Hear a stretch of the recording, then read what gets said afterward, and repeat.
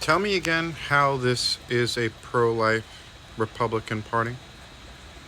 So, in order to prevent children from starving who are acclimated to getting free and reduced lunch at school when there's not school, the grand old party has decided to forego. I'm sorry, my dog would like attention. What's up? Hold on 1 second, excuse me. I apologize. As I was saying, the Oklahoma's party, Oklahoma's in Oklahoma, the Grand Old Party is running everything. It's a state legislature completely filled with Republicans. The governor is a Republican. The guy who's running the Board of Education was the one who's behind this. And I ask you, feed the poor was one of the tenets of Christianity I was taught because I was against my will, because this is what happens to children all the time, forced to do things I didn't want to do. And my aunt, my mom's sister, she had a Catholic church right near her where she lived in New York City. Every time we went down, we had to go to that church and go and work at the soup kitchen for 3 or 4 hours. And that was just what was expected. To feed the poor, which is what churches are supposed to do, instead of putting on displays for Christmas, instead of getting involved in politics. Feeding the poor was one of the things that you're supposed to be doing with that money that you're giving every time you go to Mass. But the GOP says they're pro-life. How is it pro-life to have children starve?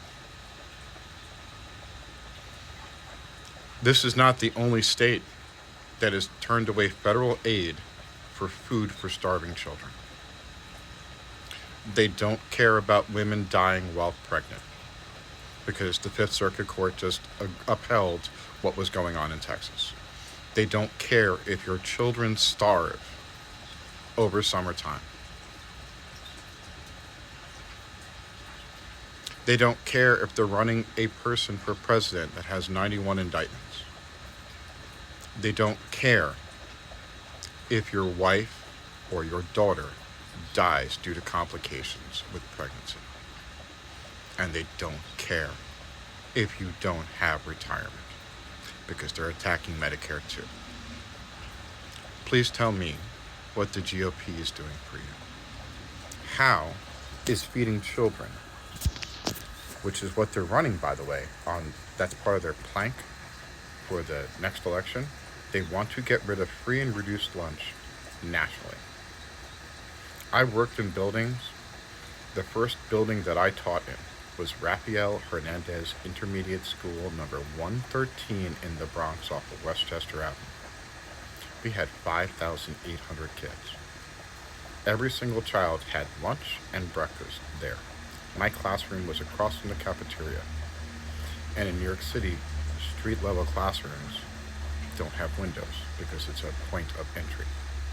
So no windows and a steel door because I was across from the cafeteria that never shut.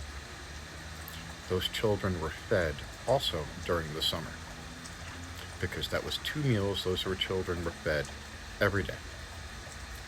Or, if you don't provide food for that, their parents are going to commit crimes to try and get the money to get that food.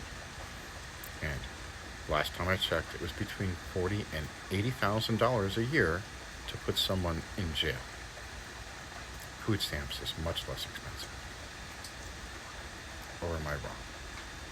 But, in my state, my governor last year took 260,000 people off of Medicaid.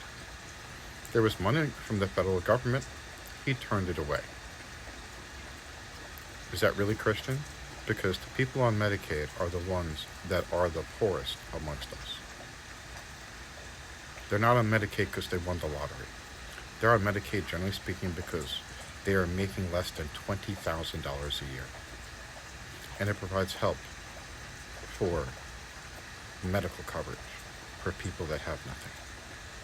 And Ron DeSantis, along with other governors that are Republican, just taking things away that'll keep people alive. At the same time, they're pushing what they call a pro-life agenda.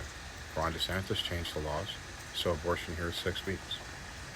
We all know that 97% of abortions happen in the first 20 weeks. We had a 15-week abortion, which gives people ample time to make a decision on whether or not they can afford to have a child. 6 weeks. Most women, at least once a year, miss a period or have their period late.